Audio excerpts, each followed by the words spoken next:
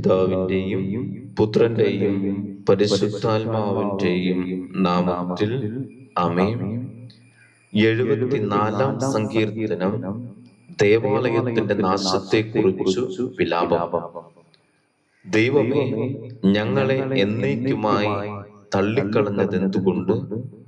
അങ്ങയുടെ മേച്ചിൽപ്പുറത്തെ ആടുകളുടെ നേരെ അങ്ങയുടെ കോപം ജ്വലിക്കുന്നതെന്തുകൊണ്ട്? അങ്ങ് പണ്ടേ തെരഞ്ഞെടുത്ത ജനത്തെ, അങ്ങ് വീണ്ടെടുത്ത് അവകാശമാക്കിയ ഗോത്രത്തെ ഓർക്കണമേ. അവിടുന്ന് വസിച്ചിരിക്കുന്ന സിയോൻ മലയെ സ്മരിക്കണമേ. അന്തമറ്റ നഷ്ടാവശിഷ്ടങ്ങളിലേക്ക് അങ്ങ് പാദങ്ങൾ തിരിക്കണമേ. ദേവാലയത്തിനുള്ളതെല്ലാം ശത്രു നശിപ്പിച്ചിരിക്കുന്നു. അങ്ങയുടെ വൈരികൾ അങ്ങയുടെ വിശുദ്ധ സ്ഥലത്തിന്റെ നടുവിൽ അലറി. അവിടെ അവ തങ്ങളുടെ വിജയക്കൊടി നാട്ടി. മരം വെട്ടുകാർ മരം മുറിക്കുന്നത് പോലെ അവർ ദേവാലയത്തിന്റെ കവാടത്തിലെ കടഞ്ഞെടുത്ത അഴികൾ മഴുകൊണ്ട് കൂടം കൊണ്ട് തകർത്തു. അങ്ങയുടെ ആലയത്തിന് അവർ തീ വച്ചു. അങ്ങയുടെ നാമം വസിക്കുന്ന ശ്രീകോവിൽ അവ ഇടിച്ചു നിരത്തി അശുദ്ധമാക്കി. അവരെ നമുക്ക് കീഴടക്കാം എന്ന് അവർ തങ്ങളോട് തന്നെ പറഞ്ഞു. ദേശത്തെ ആരാധന കേന്ദ്രങ്ങളെല്ലാം അവ അഗ്നിക്കിരയാക്കി. ഞങ്ങൾക്ക് ഒരടയാളവും ലഭിക്കുന്നില്ല, ഒരു പ്രവാചകനും ശേഷിച്ചിട്ടില്ല. ഇത് എത്ര കാലത്തേക്കെന്ന് അറിയുന്നവരാരും ഞങ്ങളുടെ ഇടയിലില്ല. ദൈവമേ, ശത്രുക്കൾ എത്ര നാൾ അങ്ങയെ അവഗണിക്കും? വൈരികൾ അങ്ങയുടെ നാമത്തെ എന്നേക്കും നിന്ദിക്കുമോ? അങ്ങയുടെ കരം എന്തുകൊണ്ട് അങ്ങ് പിൻവലിക്കുന്നു? അങ്ങയുടെ വലത്തുകൈ എന്തുകൊണ്ട് അടക്കി വെച്ചിരിക്കുന്നു? എങ്കിലും ദൈവമേ, ആദ്യം മുതലേ അങ്ങ് എന്റെ രാജാവാണ്.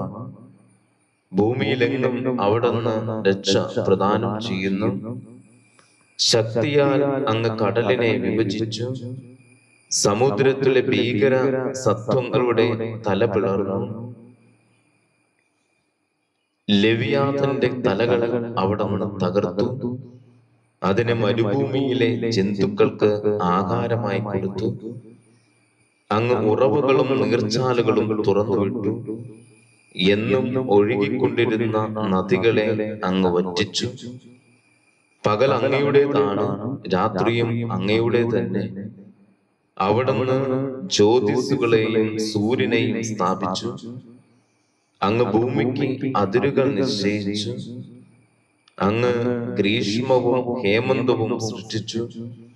കർത്താവേ, ശത്രു എങ്ങനെ അവിടുത്തെ നാമത്തെ അധിക്ഷേപിക്കുകയും അധർമ്മികൾ എങ്ങനെ അതിനെ നിന്ദിക്കുകയും ചെയ്യുന്നുവെന്ന് ഓർക്കണമേ.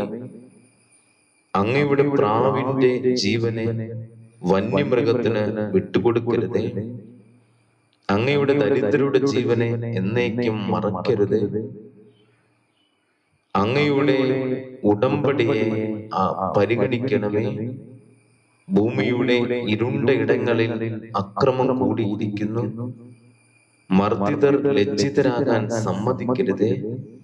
ദരിദ്രരും അഗതികളും അങ്ങയുടെ നാമം പ്രകീർത്തിക്കട്ടെ. ദൈവമേ, ഉണർന്ന് അങ്ങയുടെ ന്യായം വാദിച്ചുറപ്പിക്കണമേ.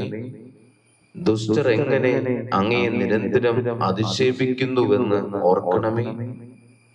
അങ്ങയുടെ ശത്രുക്കളുടെ ആരവം, അങ്ങയുടെ വൈരികളുടെ തുടർച്ചയായ അട്ടഹാസം മറക്കരുതേ. പിതാവിന്റെയും പുത്രന്റെയും പരിശുദ്ധാത്മാവിന്റെയും നാമത്തിൽ ആമേൻ.